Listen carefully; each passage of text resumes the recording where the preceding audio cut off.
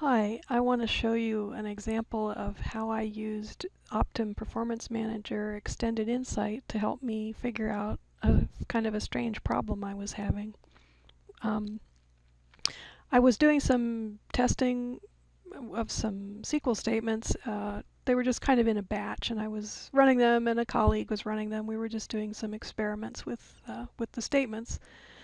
And when he ran his statements, he said the whole thing finished in like 5 minutes, the whole batch of statements. Yet when I ran mine, they were running for, 15 minutes or something, a really long time. So I happened to be monitoring the database with OPM, so I said, why don't I see what OPM can tell me if there's some reason why, if we're both executing the same set of statements, we're getting very different results, and we're executing against the same database as well.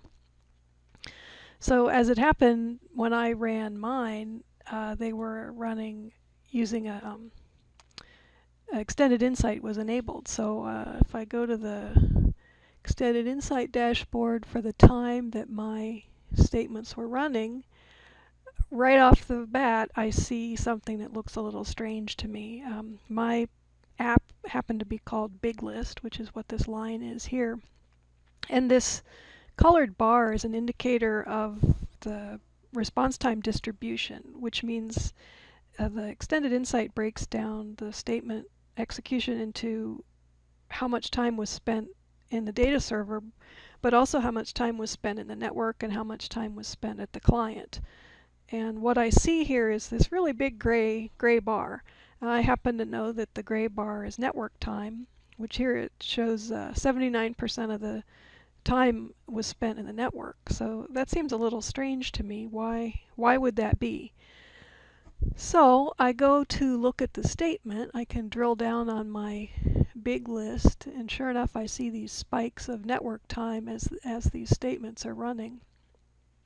If I sort the statements by the average end-to-end response time, I'll see the slowest one at the top. Let's pick that one. And it shows me some detail about the statement. So I started looking around, and when I clicked on this row activity, I noticed a very high number in this rows returned, and that means that's the number of rows that are being sent back to the program, to the calling program. So if I'm sending back 117,000 some rows, that could very easily explain why my network component was so huge, because I'm trying to send back so many rows. So then I thought, well, why don't I go look at my colleague's run and see what he's got for that. And he happened to be running in, let's see, an hour before. And his application was not using Extended Insight, so I don't have that pretty gray bar, but I can still look at the same statements. And I happen to know this is the slowest one at the top. If I look at, I know that's the same statement. If I go to the row activity, lo and behold, the rows returned is really small. So then I started thinking, well, why would that be? How could that be if it's the same statement against the same database? Then I finally realized that he was running his statements from Data Studio while I was running mine from a little test program. And the difference there is that my little test program just took all the rows that got sent back, where Data Studio, on the other hand, has a row limiter preference. By default is set to only display 500 rows on the screen.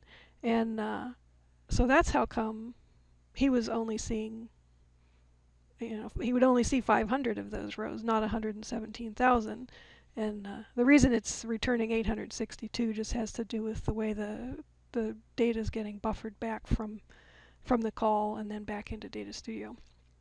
That's not a significant issue, but that completely explained to me why we were seeing such varied difference in response times. And in fact, when I later went and changed my SQL to, I just added some fetch limiters in my statements, and then I was getting more similar kinds of response times as what my colleague did.